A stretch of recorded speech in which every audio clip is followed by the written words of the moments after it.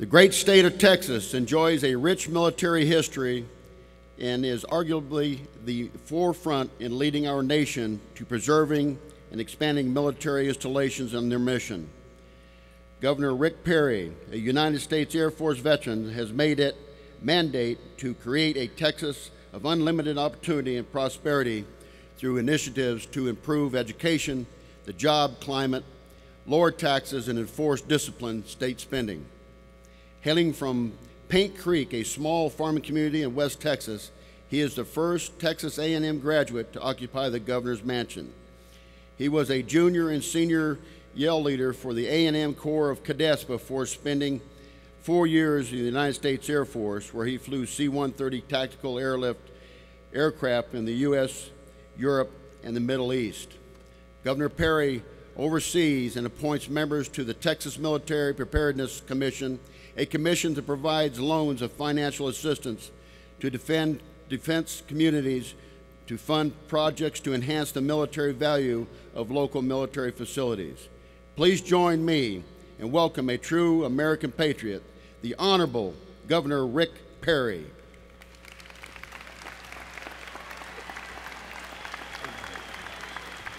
Thank you. Yes, sir.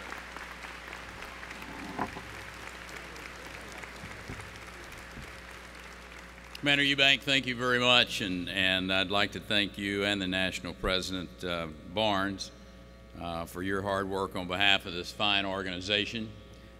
Also like to congratulate the incoming National Commander, Richard DeNoyer, and the new National President, Gwen Rankin, who will they're going to continue to carry that VFW banner high. Let me just say howdy and welcome to Texas.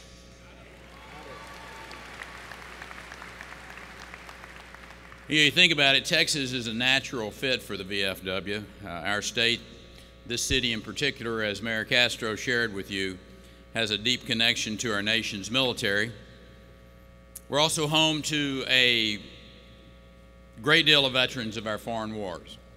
My father shares with me, as he was on leave in August of 1945, hearing the news that he would not be sent to the Pacific was quite a celebration in the city streets of San Antonio. My dad was a tail gunner in World War II. He flew 35 missions over Nazi-held Germany in 1944 and 45. He helped liberate millions from tyranny. When he came home, he didn't seek acclaim or credit. He just wanted to live in peace and freedom. Help farm, or just farm a little corner of land in Paint Creek, Texas.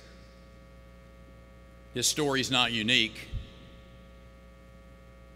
Indeed, his story was, if anything, very representative of our entire generation, the greatest generation, who know all about place and country and community ahead of self. You know, often we speak in loving terms about that greatest generation, as we should. But I want to say a word about a younger generation of heroes. They went to war in a time of strife at home.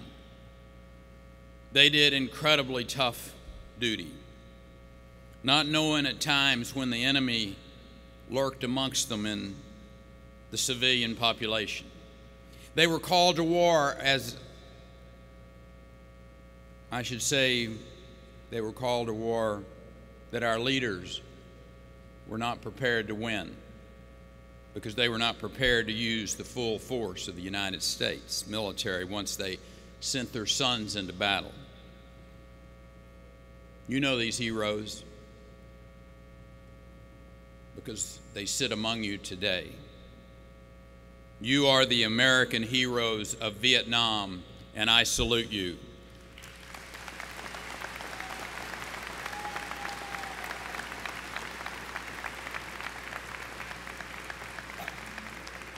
As a former Air Force pilot, I had the great privilege to fly TAC airlifters around the globe from 1972 to 1977. I know the credo of survivors of war, that only the heroes are the ones who never make it home. But in my eyes, you all are heroes, every one of you. Thank you. I was never called into battle, but I know some of the names on the wall, including some who attended my beloved Texas A&M. Many of you and many across this country have visited the Vietnam Veterans Memorial Wall to find the name of a loved one inscribed upon it. But for younger generations, I believe there needs to be a stronger connection to those heroes that we recognize. That's why I was the very first governor to publicly support the Vietnam Veterans Memorial Education Center. The Education Center aims to put a picture and a story to each of those names on that wall. And in doing so, it tells future generations that Americans just like them, from their hometowns, from their way of life, left it all behind to preserve freedom for the people of Vietnam. That Vietnam Veterans Memorial, with 58,260 names etched in black, stands as a stark reminder of the cost of war. It reminds us that a president should never send our sons and daughters into war without a plan to win and the resources to make that possible.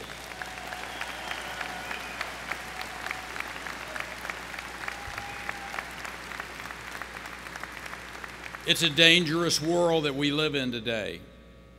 Our enemies often don't wear uniforms or swear allegiance to a particular flag, but instead to an ideology of hatred. It's the 10th anniversary of the attacks of 9/11 approach.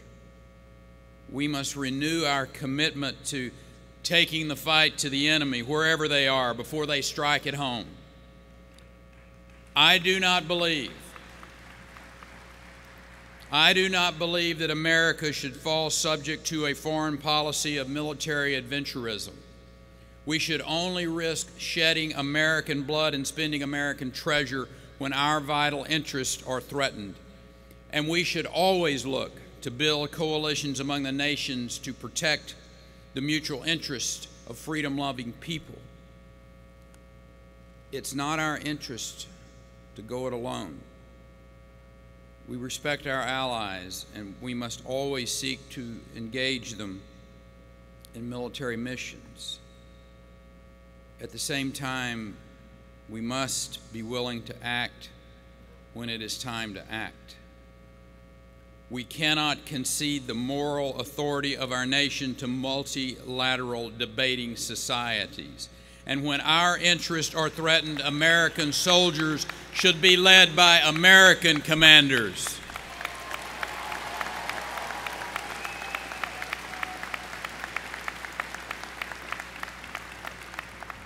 I say this because we owe to them and to their loved ones the commitment of any war is led by the country with the most advanced technology and the best training.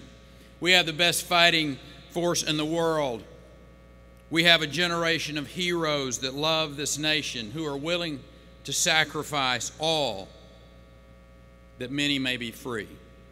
The men and women of the United States military are the greatest ambassadors of freedom that this world has ever seen. That's why, when we send them to war, we must give them every resource and every weapon to help them succeed.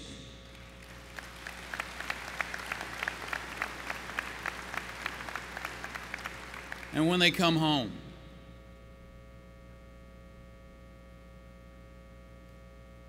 some of them physically scarred,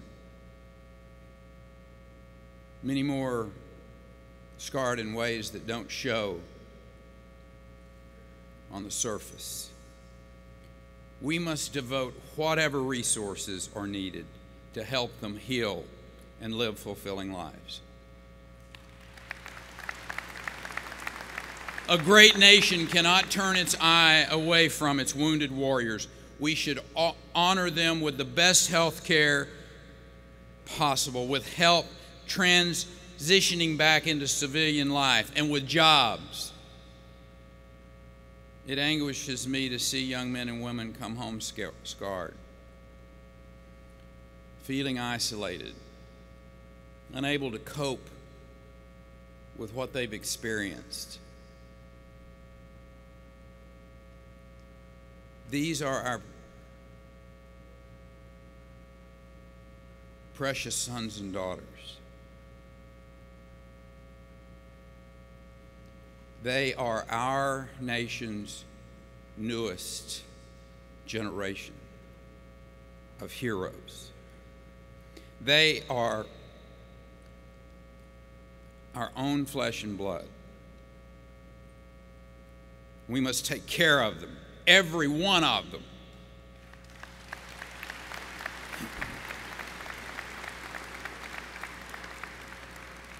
And today I'm really proud to come here to this convention to announce in Texas a new program that will be run by the Texas Veterans Commission. It will be referred to as Housing for Texas Heroes. And we're making $3 million in grants available to help Texas veterans build, rehabilitate, rent their homes, possibly renovate them to the needs that have been created by a service-related disability. Housing for Heroes will help ensure veterans and their families have adequate housing as they ease back into civilian life and enjoy the blessings of liberty they earned with their valor and their sacrifice.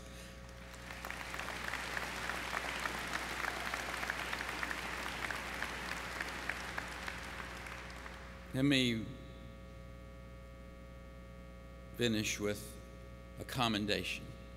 A commendation to all of you for your sacrifices, your courage, your leadership. And I hope you have an enjoyable and a productive convention. I wish you the best of luck as you go home and you continue to improve the communities that each of you are from. And I pray that God continues to bless you, and through you, He continues to bless this great country that we love. Thank you all for coming.